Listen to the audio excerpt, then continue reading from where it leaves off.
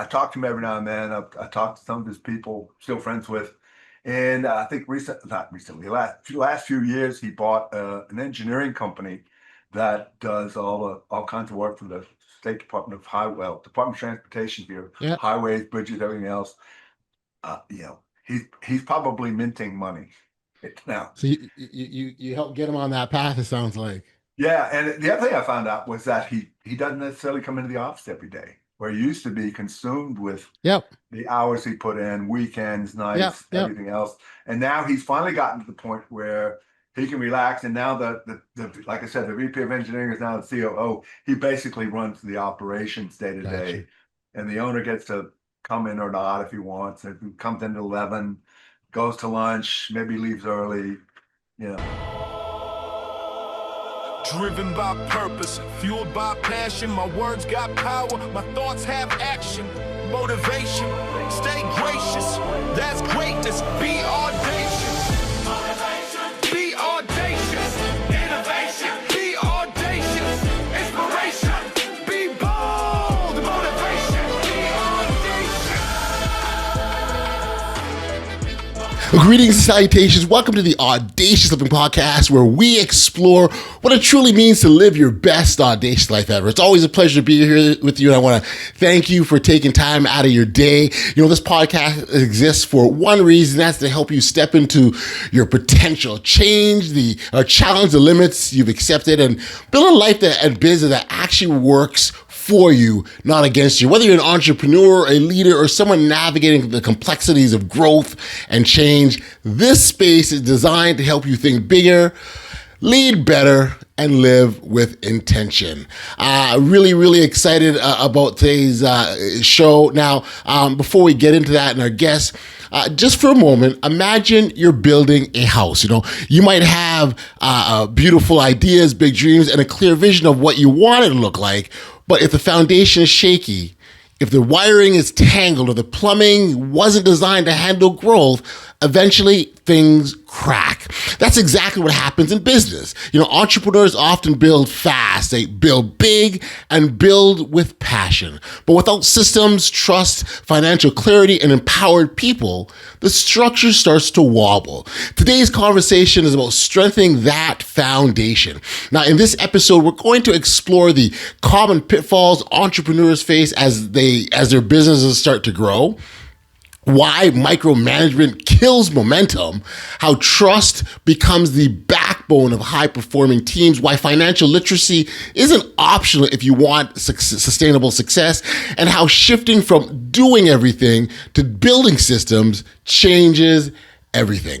Today's guest is Cary Prejean. He's a strategic business advisor who spent decades helping entrepreneurs move from overwhelmed operators to confident, empowered leaders. Cary's background includes accounting, finance, and organizational strategy, but what truly sets him apart is his ability to help business owners see their blind spots, the very things holding them back from scaling, freedom, and fulfillment. He works with leaders who are ready to stop being the bottleneck and start building businesses that work with them, not against them. Cary is especially relevant to this conversation because he doesn't just talk theory. He's been in the trenches helping companies scale from six figures to tens and even hundreds of millions.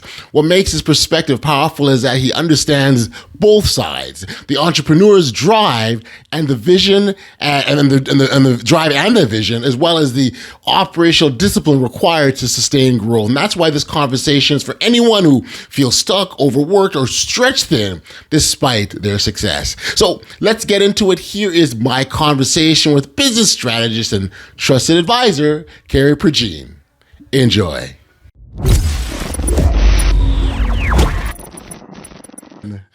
Hey, Cary, thank you for joining me here today on the Audacious Living Podcast. Yeah. I appreciate you for taking time for being here. Yeah, thanks, Audley. Love being here, man. Thank you. It's great to be able to engage in dialogues that can help individuals, again, live that best audacious life that we talk about here. And I think that one of the things that oftentimes remind individuals that, life very much is like it's a journey, if you will, and we've got a path that we're on, and each of us are on our own individual path, and that journey, it takes us where it takes us. My path is mine, yours is yours, and we accept everything that comes with it, the ups, the downs, the pitfalls, everything, because again, it's part of the predetermined journey that we're on. And so, having said that, maybe I'll use this opportunity to let you introduce yourself to our audience, talk about the work that you've done, and what's got you to the point that you're at now. Okay. Well, my formal education is accounting. Did the accounting bit. Went to work for a series of small to medium-sized businesses and discovered that business owners, at least small to medium-sized business owners, for the most part, don't know how to read the financial information they have available to, quote, manage their business by the numbers. They're not good at a lot of things that, quote, makes a good manager. They're very good at being entrepreneurs in terms of seeing possibilities and turning them into revenue. But when it comes to follow through, details, producing consistent results, being more of a team player, working at a steady pace, paying attention to being precise, that they're the opposite of that. They're very dominant. They don't make good team players. They tend to be very extroverted. They can establish great relationships. They want a really fast pace. They want to change gears a lot. They don't do the same thing probably for more than an hour, and they want to move on to something else. The thing that we always joke about is you're on to your next shiny object, That's right. And they don't want a lot of rules. They don't want don't tell me how to do it. Don't give me a bunch of rules. Don't give me a bunch of, I'll figure it out when I get there. That's what I always do. Whereas a good manager wants consistent results. They want monotony. They want to produce the same thing over and over again. They're more of a team player. They're not necessarily very extroverted. They're more reserved. And they're going to be fairly precise. They want to know what the rules are, what the guidelines are, what are the expected results. And to put entrepreneurs in that position makes them crazy. Right. But because the fallacy is because I own the business, because I started the business, I should be the best person to manage it. And that's not the case.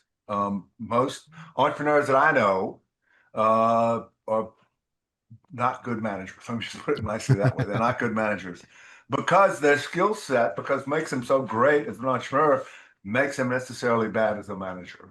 Got you. And it's hard for them to let go of that concept. The people I love working with are the ones when I first meet them, they go, we realize we're the bottleneck. We don't know how to get out of our way. Right. Gotta love the honesty. Well, no, I mean, they get it. We've grown the business to right here. We can't seem to get any further. We keep having the same problems over and over again. And we get that it's us somehow. We just don't know how to get out of the way. And here's a trap. It's because it's their business. They want it taken care of the way they want to take care of. They're very insistent on doing things my way because if you think about it, most business owners aren't trained in things like accounting or HR or logistics and shipping and inventory. Not trained in that at all.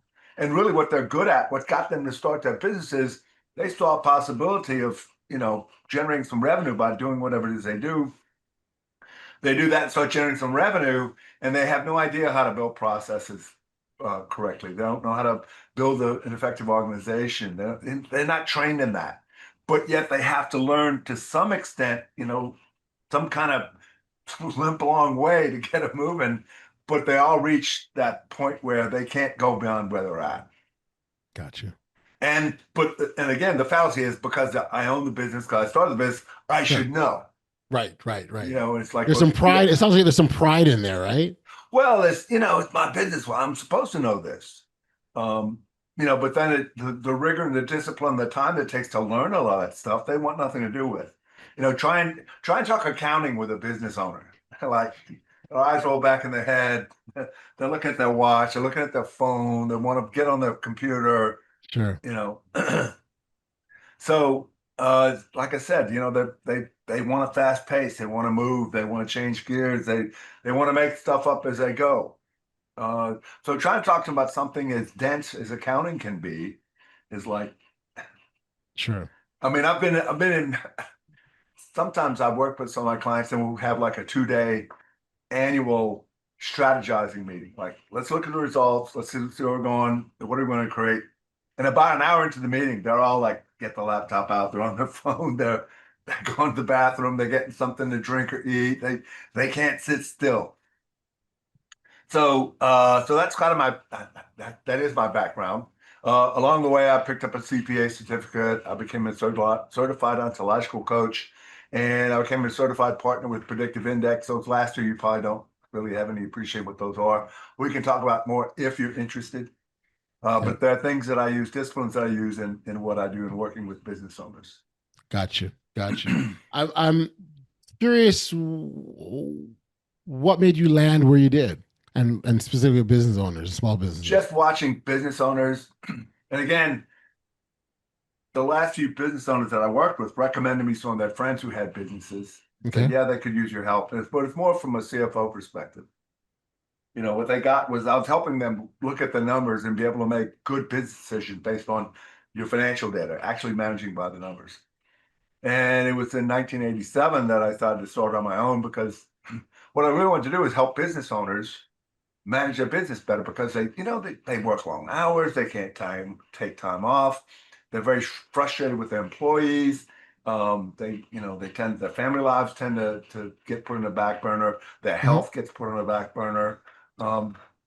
They give themselves, they sacrifice themselves for the business, and it doesn't have to be that way. Gotcha. So I wanted to help as many business owners as I could in terms of, you can work less hours, you can actually take time off, but we're going to have to restructure your business to where you become a true business owner, because right now you're really more of a business operator. Gotcha. And any stories are always great and provide good illustrations. Any sort of success stories that you can share of how you helped and the best ways you helped these businesses? Yeah. Again, I usually work with a business for, 3 years, 4 years, 5 years. The longest one I've worked with was 15 years. Okay. And when I first started working with him, he was doing about $1.1 million, $1 million a year. When I finally got him to hire his own full-time CFO, he was doing about $75 million a year. Okay. And one of the last things I helped him do was he had some very valuable real estate in the Houston area, and it's right near the Houston Ship Channel, right near Interstate 45. It even had a rail line on it, and he had this antiquated cinder block, concrete block post plant on it, and it did about 100,000 a month, but it broke even. That was basically the break even. And so he was on top of his COO, make it get profitable. Raise price. Well, you can't raise prices. Everybody and his cousin in Houston has a block plant. There's no pricing power. We'll make more. Well, it's an old block plant. It's not going to make any more. So you can make more block, but you're still going to break even, because you can't, there's no pricing power. So I said, well, you've got I think it was like 20 something acres, and God knows what it was worth, but it's probably into the millions. I said, you've got this underperforming asset. What can we do with it? And he was trying to, get the COO to do something about it instead of, maybe we need to think differently about it. So finally, I got together with the VP of engineering and said, what can we do this place? Anything we can build on this property? Because we were talking about maybe renting out space on it for people to have a lay down yard, or for oil companies to, store stuff there. And the VP of engineering says, yeah, well, there's this one product we got that's like a 40% gross margin, which in that industry was really high. Right. But we have to get it from Britain. We have to order it months in advance. It takes time, to get here. They ship it in by boat. And if we have an emergency order with a customer, we have to hurry up and get them to do it. And sometimes we've had to fly it in, and it gets too expensive, and it cuts into our margins. So I said, okay, we'll put the cost together. So he came up with the idea of a 45,000 square foot warehouse and an extruder line that would make this product and be able to source. The materials that it used come from the petrochemical industry, which is, Houston's full of. So he had plenty of raw materials, and we needed somebody who knew how to put the extruder line together. They had a retired executive from that company that he agreed. They brought him over, he helped put it together, they tested it, everything else. Anyway, they wound up, as I was leaving, it became operational. And, they were just marketing it. They're just getting going out in the US. Well, I saw the same VP of engineering, who is now the COO, about a year and a half ago. And I said, well, how's the Houston yard looking? You know, he said, well, we have we have 5 warehouses now, and we have 7 extruder lines. We make pretty much everything we sell now. We've become a manufacturer, not just a distributor. Okay. And we're selling internationally, selling in South America, Asia, and the Middle East. But some at the time, the environmental concerns out of Europe were preventing them from, just the red tape, getting through the red tape. But Hmm. I have no idea how much. I'm guessing they're somewhere between a quarter of a billion and half a billion by now. But again, the possibilities we saw with just this one extruder line in the warehouse, Yep. we couldn't see the other possibilities because we hadn't gotten there yet. Now, once Yes. that came up, okay, now this is possible and this is possible. So yeah, what you see as possible is not everything that's possible. I guess is Mm. the moral of this thing. But you have to be open to uh, something outside the box. And again, we got the numbers together, and I forget now. It's gonna be like 4 million, 5 million, maybe 6 point something million to build everything, get the extruder line, all the soft costs. And the other's like, well, I don't have that. It's like the bank will loan on this because we did the projections on it. The pro formas on it, like cash flow like crazy. Because now the gross margin went up to like 75, 80%. Gotcha. So he said, well, yeah, okay, you go to the bank and talk to them about it. So I put together a loan proposal and went and talked to the local market president and senior vice president that I've been knowing a while. And they Hmm. approved the loan while we're sitting in the room. They didn't have to run it through loan committee or anything like that. So they did it, and I worked with the VP of engineering to where they built the warehouse, they built the extrude line, they got everything done, and I Yeah. was having to coordinate funding with the bank with the progress on the construction. Anyway, we got it done. Turned out to be a major, major, major home run for this guy, Hmm. and I talk to him every now and then. I talk to some of his people, still friends with, and I think not recently, last few years, he bought an engineering company that does all kinds of work for the State Department of Department of Transportation here, Yeah. highways, bridges, everything else. He's probably minting money now. So you help get him on that path, it sounds like. Yeah, and the other thing I found out was that he doesn't necessarily come into the office every day, where he used to be consumed with Yep. the hours he put in, weekends, Yep. nights, Yep. everything else. And now he's finally gotten to the point where he can relax. And now the like I said, the VP of engineering is now the COO. He basically runs the operations day to Gotcha. day. And the owner gets to come in or not if he wants. If he comes in at 11, goes to lunch, maybe leaves early, you know.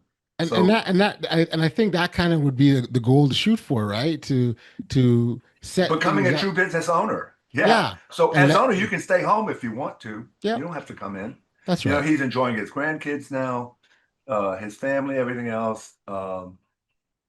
That's to me, that's what most people are looking for. To be able to get to the point that you have the funds, you have the income to provide your lifestyle, and he's got a very good lifestyle, to where you can have time to do what you want to do, rather than I have to go to the office, I have to go handle this stuff.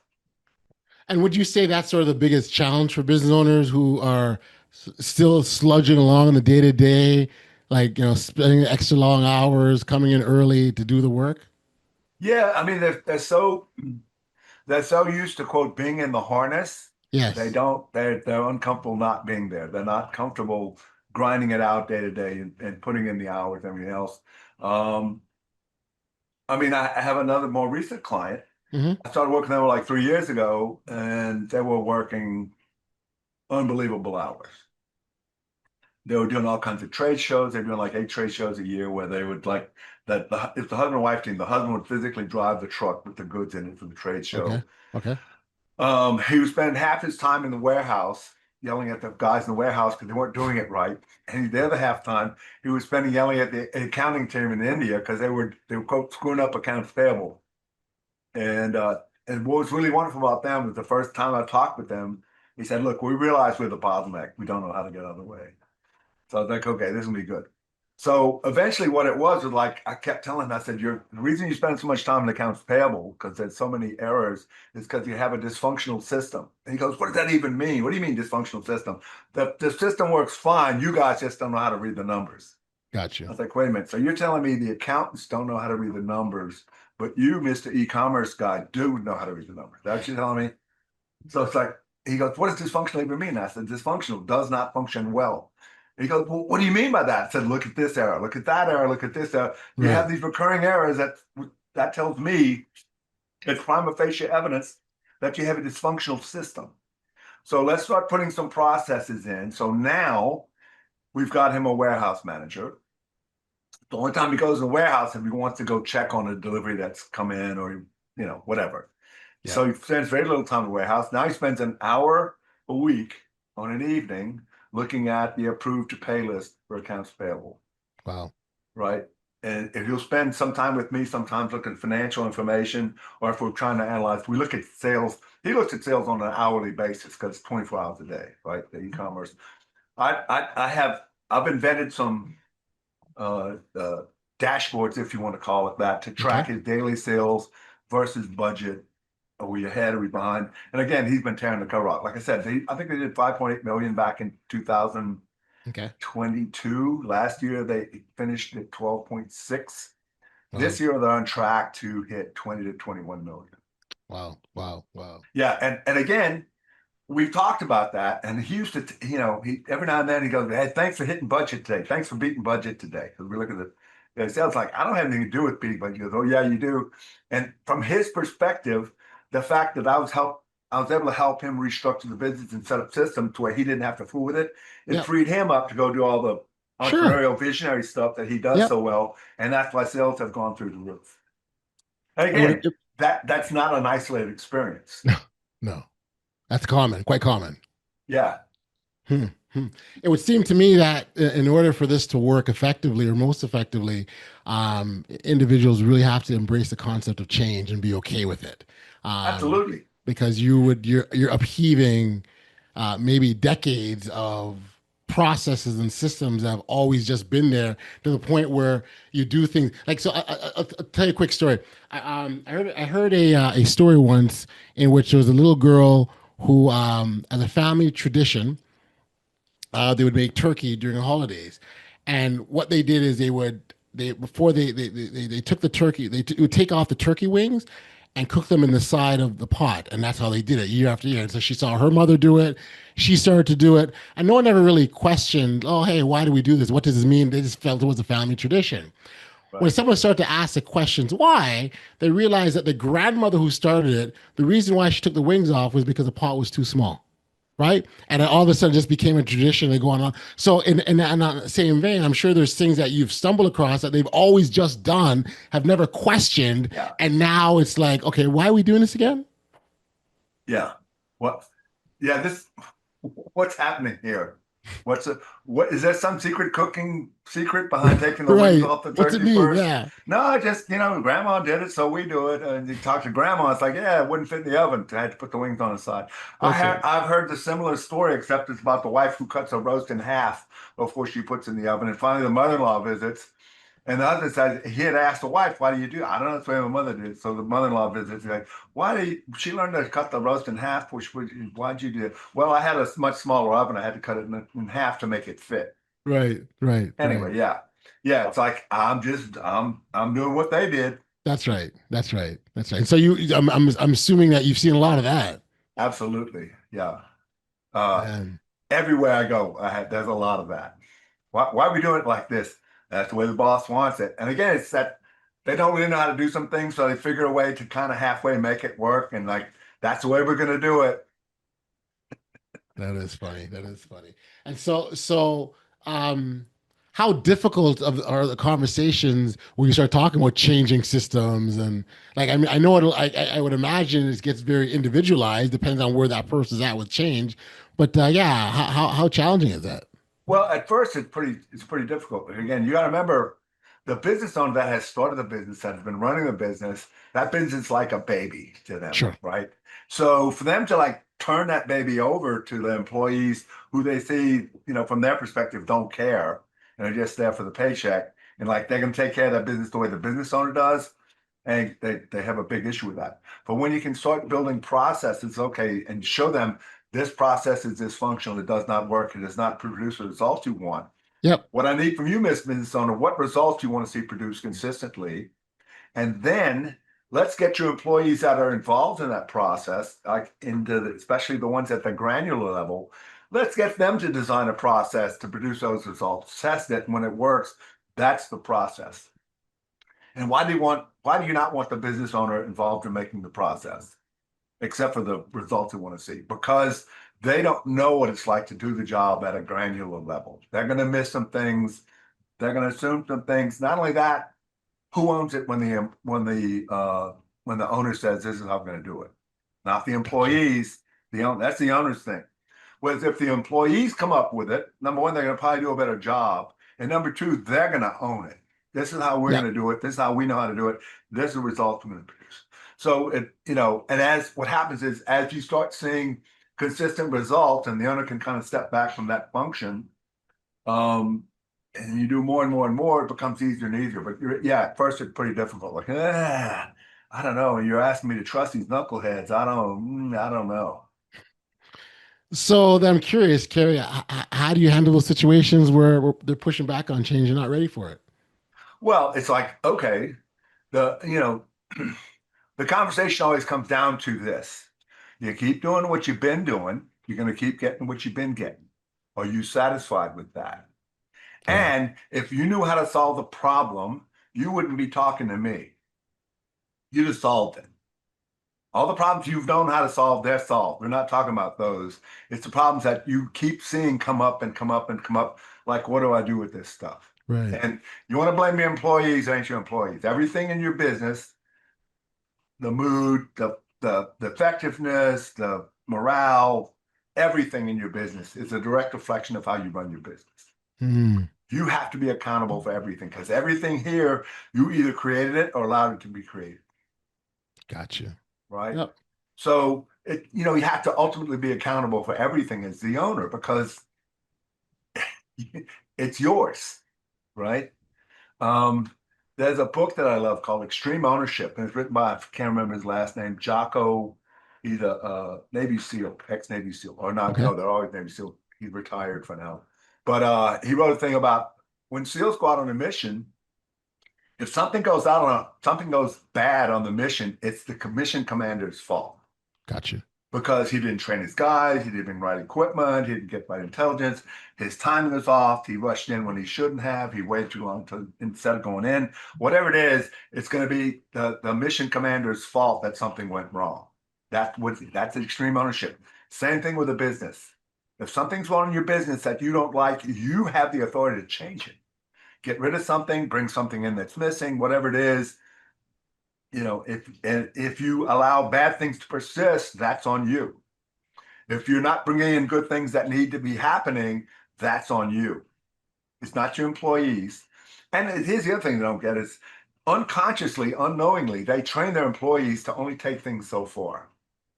Why? Because the boss is so, the most typical entrepreneur is so committed to doing things my way. Right. Especially new employees come in and like, hey, let's think outside of the box. Let's try it this way. And even though it solves the problem, what they get is the owner comes in and says, why'd you do it like that? That's not how I would have done it. Get your hand slapped for not solving the problem, but not being exactly like the boss. Right. So what happens is employees get the message very quickly is, I don't trust you to competently handle my business. Right. So what you wind up with is a lot of your better employees are going to leave. Yes. And you wind up with people who are there pretty much for a paycheck. So you got a gang of mercenaries. There's no loyalty. There's no bigger commitment. There's no extra effort. What I got to do here to get paid? That's what you get. It as I sort of think it through, those who like to have control and hold on to things are probably going to struggle the most with what we're talking about here. And if you're able to practice release, which is really the key in all this, I think you have a better chance of finding some level of success. Absolutely, yeah. At some point, what I work with is you need, as a business owner, you have to have if you want your employees to act as adults, you need to have adult conversations with them. But if you look at how most business owners deal with their employees, it's more like talking to a teenager. Right. Why didn't you? What are you thinking? No, no, no, no. And what's a teenager's response going to be? It's not my fault. It was, whatever. The moon wasn't right. I wasn't feeling it. You're always repressing me. You don't love me, whatever. Yep. Think, I don't know if you've had many conversations with teenagers, but I have 4 kids, all in their 30s or older now. But yeah, I went through that with all 4 of them. Not my fault, not Yep. responsible. Your Yep. fault somehow. It's somebody else's fault. You don't love me. You don't appreciate me. You don't understand me. So to have an adult conversation means something like, hey, this is what's at hand. This is what we're trying to accomplish. This is a part that I see you contributing to. Tell me how you can contribute to this bigger mission, this bigger Yep. vision. How can you contribute here? This is where I think you can shine. Let me know what you want to do. How do you want to participate? Right. Mm, In other words, it's not like you have to do what I say. It's right. not this owner, slave, master, whatever Yep. you want to call it. In other words, I speak to you out of authority rather than out of leadership. Yes. You need to have some authority, but if you really want to have an effective, committed team, you need to speak more out of leadership, way more out of leadership, and about asking them how they want to contribute and how. And again, it's not like you produce whatever results you want. No, these results we need to produce. You tell me how you're going to do that. And however they want to do that, so long as it's not too expensive and it doesn't take too long, who cares? Yeah. Yeah, no, for me, I kind of keep kind of going back to that control thing, right? And Yeah, if you have the ability to sort of relinquish control and let go, and I think for that to happen, there has to be some aspects of trust, right? That's another big one. Not absolutely. only trust your employees, but trust in you as well, too, Cary. Like, I mean, who is this guy coming here to tell me to do things differently? I've gotten us this far. Now you tell me to change, right? Now you want to trust you. So I think trust can't be undervalued in part of this process. Right. Well, and again, what is trust, right? Most people see it as some kind of like happiness. It's something that's out there. And really, all trust is, it's an assessment we make of other people that they're going to keep that promise. And they're going to keep that promise in a certain domain of action. Like you have friends you would probably trust to meet you for dinner, go to a movie, but you wouldn't loan them $1,000, you know, Right. right? I mean, everybody, I have family members like that. You thought I'll give you $1,000. I don't, let's not get into the whole, I'm going to loan you, you're going to pay me back because anyway. So when you talk about trust, and there's a great book on it. It's called A Thin Book of Trust. You can Okay. get it on Amazon. And it deals with the 4 things that you want to look for. And again, trust is really just a matter of you being able to make really grounded assessments about another person in terms of, do they care? Do they care Yep. about your concerns like they care about their concerns, right? Also, sincerity. When you see them speaking in your head, are you getting that what they're saying with their mouth matches what's going on in their head? Right. Right. And again, con men or confidence men are really good at that. They convince you that they care about you. They're sincere. They're going to do the right thing. They're going to make you a lot of money, whatever it is, to con you into, taking you for some ride. Gotcha. Now, there's no way you can absolutely guarantee in black and white that somebody is caring or sincere, because No. they have some people that are very practiced at being good liars. One of the two other things that you can is like competence. Like, can you do what you say you're going to do? Do you have certain certifications? And the other one is reliability. Do you have a history of consistently producing these results? Again, that's why McDonald's says billions and billions served. They're not saying we're the best burger. We're not saying we're gourmet anything. They're saying we served tons and tons of mediocre burgers. But if you want mediocre fast food, here we are. Mm, right Right. there. And Yeah. that's why you see businesses, they put, see about a business that's established 18 something. Wow, they've been around over 100 years. What's funny looking is you see a business that's established 2025. Mm, What are you telling me? Brand new? yeah. You just got here. Yeah. Like, how do we know you haven't been tested yet? You just got here, kind of that, Yeah. right? Yeah. Yeah. You're the new kid. Uh, what reminds me of the old joke, a farmer was needing an attorney, and he was recommended to a couple, and he went to him, and one of them said, yeah, he says, you're a good lawyer? He goes, yes, sir, I've been practicing for 25 years. Oh, I'm looking for somebody who knows what they're doing. I don't need. Probably still practicing. I love it. I love it. Ideally, tell me about the business that ideally you work with and who'd be open to working with. The people that I've worked best with are small to medium-sized business owners. I'm fairly industry agnostic. I mean, I have clients that are in e-commerce, construction, wholesaling, physical therapy. I have one sports massage clinic, a law firm. I have one guy that's Gotcha. got a Trollmaster sailboat. He does tours of Seattle Harbor. So generally, it's people who are looking to get their business out of they're stuck in second gear. They want to move on. Yep. People want to go to the next level. People who are tired of working too much. They can't take time off. Their employees don't get it. They're frustrated. They're burned out, and they want something different.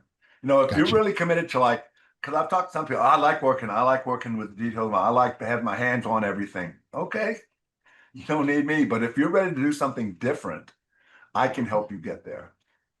And Gotcha. again, it's not like I'm going to come in and quote, do it for you. I'm not going to create your processes. I'm not going to create your dashboards. I'm not going to give you a strategic plan. That has to come from your organization. I can Okay. help guide you there. Think of me as, I don't know, Yoda or Obi-Wan Sure. Kenobi. I'm the Sure. trusted guide that's going to help you. I've been down the path with tons of people. I can help guide you through the path to get you where you want to go. Gotcha. Gotcha.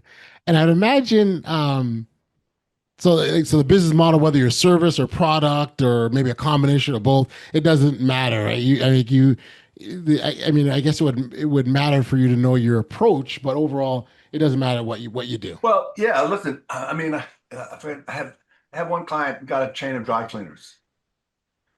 He was looking for ways to increase his business.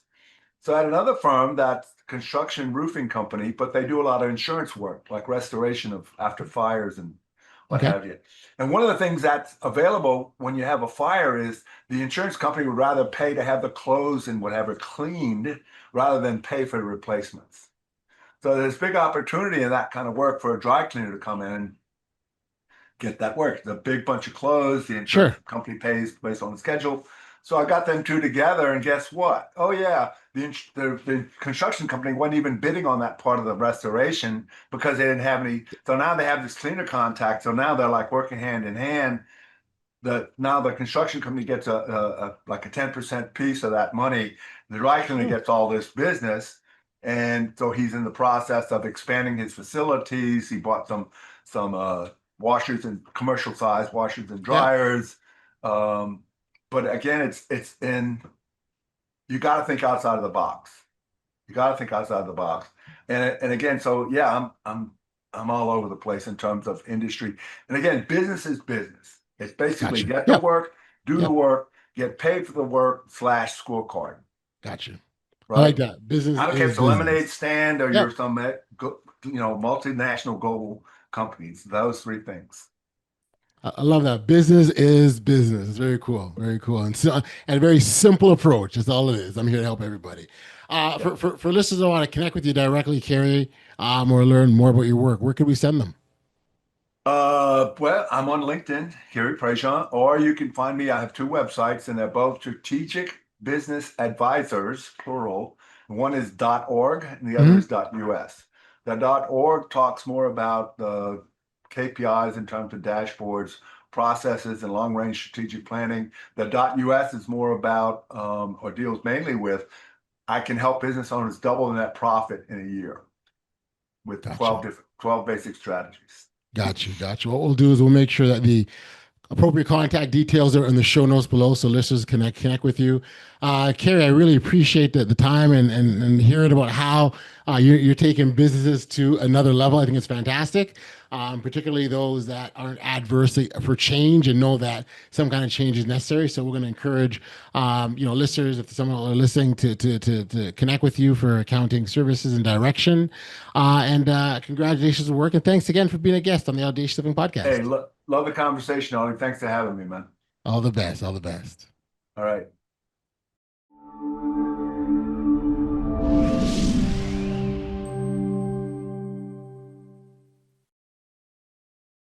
back we are here on the podcast. I got to tell you, what stood out, when I think about the conversation overall, what stood out for me was how clearly Cary articulated something many of us feel but struggle to name. Growth doesn't break businesses, unmanaged growth does. So many leaders wear exhaustion like a badge of honor, believing that control equals competence. But as Cary shared, real leadership often begins when we loosen your grip and build systems that empower others to thrive. What really stuck with me was his reminder that if everything depends on you, then you don't own a business. The business owns you. And that hit home. You don't scale by doing more. You scale by trusting more, structuring better, and leading differently. The moment you shift from being the hero of your business to the architect of it, everything changes. If you want to learn more about Cary's work or explore how he helps business owners create clarity, structure, and freedom, you can connect with him directly through his website, strategicbusinessadvisors.org or .us. As well, Cary is on LinkedIn. You can connect with him there. Cary he really believes about offering value. And right now he offers strategic advisory services to business and business assessments for leaders who are ready to scale with intention. Of course, as always, the details and contact information are available in the show notes below. Remember, the analogy we started with, right? A strong house isn't built on just hustle alone. It's built on solid systems, clear leadership, and the courage to let others help carry the load. That's what audacious living looks like. If this episode resonated with you, please take a moment to like, follow, subscribe, or share this podcast with someone who needs to hear this message. Every share helps grow this community and spreads the message that living audaciously isn't about doing more.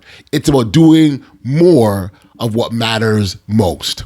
Until next time, keep showing up boldly, keep building intentionally, and keep living your best audacious life. Driven by purpose, fueled by passion. My words got power, my thoughts have action. Motivation, stay gracious. That's greatness, be audacious.